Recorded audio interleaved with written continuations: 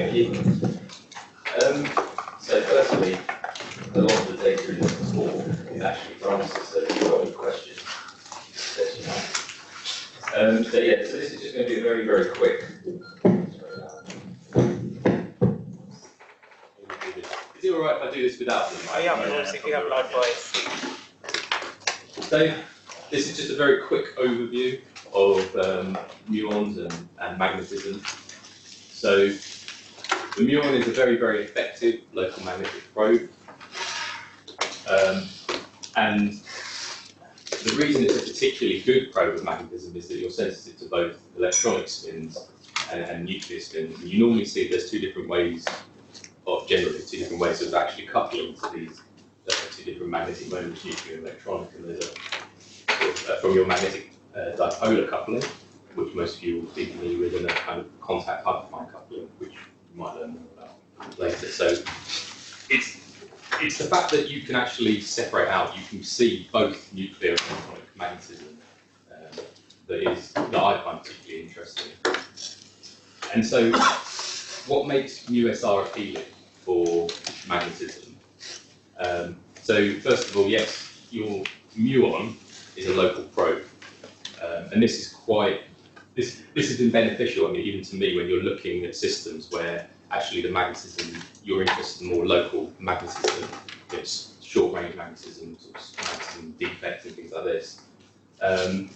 You can study weak moment systems. So if you're looking at, say, spin half or very dilute magnetic systems, you can do this using USR. All of our spectrometers are screened for to cancel out the Earth's magnetic field.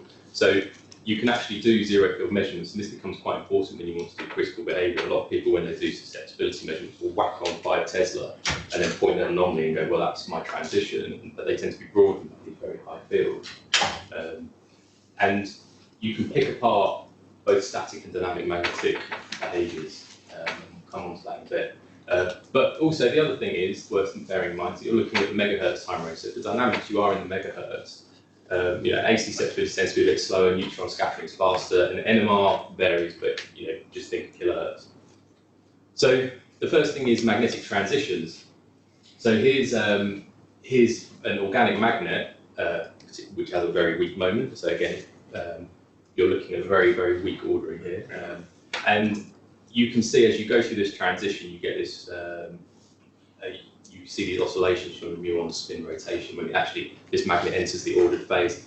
Over here, you're above the transition. This is high T, so this relaxation here comes from sort of weak nuclear moments. And then you can see this middle region here is where electronic fluctuations start to play. So you're looking at dynamics. You've got these 3 different ranges. You've got nuclear, coupling to your nuclear moments here. You've got this kind of dynamic region here where electronic spins are fluctuating. And they come into our timescale, and you've got this ordered phase. So a simple example would be europium oxide. And you can see here that you've got at 70 Kelvin you see a very, very sort of weak, well, it's not weak relaxation, you see a relaxation. As you then cool down to 1.5 Kelvin, you can see that you see this rotation, you see this oscillatory component come in. And you can track this out here. And so these are the sorts of plots that some of you might have seen in papers and stuff like that, where you've got this frequency versus temperature. And of course, this frequency then you can translate it to a field. You know what the field is at the muon side, because you know frequency. So this is a particularly nice example. Again, as I mentioned, critical behaviour. So you can then look at this europium oxide, and you can look at it through this ordered region, and you can pull out critical exponents. And so that's what this beta is. So you can fit to this 1 minus T over Tc. So you're looking at it in the ordered region, and you can actually pull out this critical exponent, and it reflects the universality class of the system. Is it 3-dimensional? Is it Heisenberg? Is it Ising? Is it actually 2D? You can actually start looking at the fundamental properties of these transitions. So going on from this, there are other exponents that you can actually get. You can get, as I mentioned, you can get this kind of beta parameter, so you can look at it in the order parameter, so you're looking below the transition. You can actually go to the higher transitions where the electronic fluctuations play a big part. You can get this sort of dynamic exposure, so you can look at spin correlation times, and this comes from the relaxation rate. And then you can apply a transverse field and look at frequency shifts. And this is a kind of similar measurement to what you would do for susceptibility. It's slightly different, but you're looking at a local susceptibility. So there are these sort of three different exponents that you can actually get out of your data. Things get much more complicated if you've got multiple stocking sites. You can end up seeing. You can see these different oscillatory terms from each stocking site, and this silver nickel oxide sample is a particularly nice example of that, because you can actually see all these different oscillatory components, and when you actually take the Fourier transform of this, you get to this graph here, and so you can see you've got all these different Muon stocking sites. But if you overlay this, and you create this kind of nice contour plot here, you can actually see all of these coming down. You can see where your transition is. So, as I mentioned, it's particularly good for weak moments. And here's an example of a weak moment system. This is copper nitrate. So it's a spin half Heisenberg antiferromagnetic spin chain.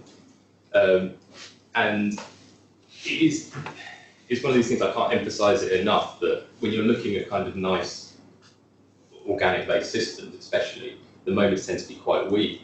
And when I started my PhD, we actually tried doing neutron scattering on some of these things, and you just couldn't see anything because the moments were just too weak. But with muons, you can, and you're able to actually track out. You're able to track out transitions.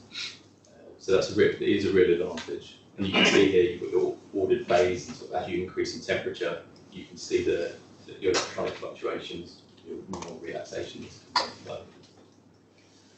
So once you're in this ordered phase, you've got a kind of polycrystalline average. So you've got a sort of 1/3, 1/3, 1/3 of your asymmetry. If you imagine 1/3 of your moments pointing along X, 1/3 Y, 1/3 Z. And you can actually then use longitudinal field to repolarize the Muon polarization, or get back to your full asymmetry. And this is sort of largely what you see when you actually get to, this is largely what you see when you actually cool down in temperature. So where the TC is, it's on the midpoint of this curve. Some of you have probably seen this before.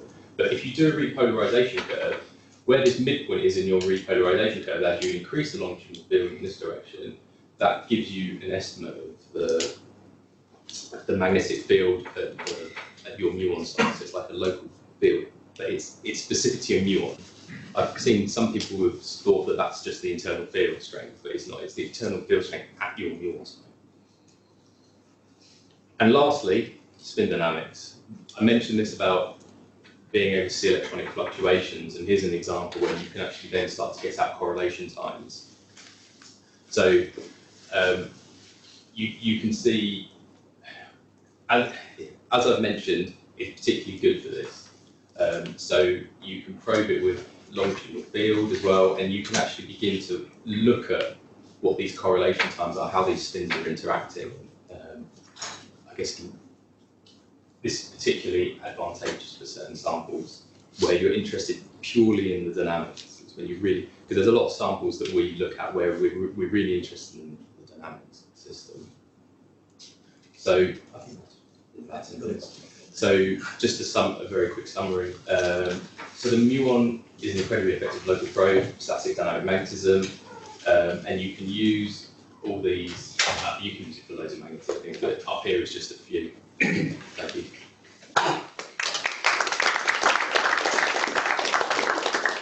Thank you, Adam. So, any questions?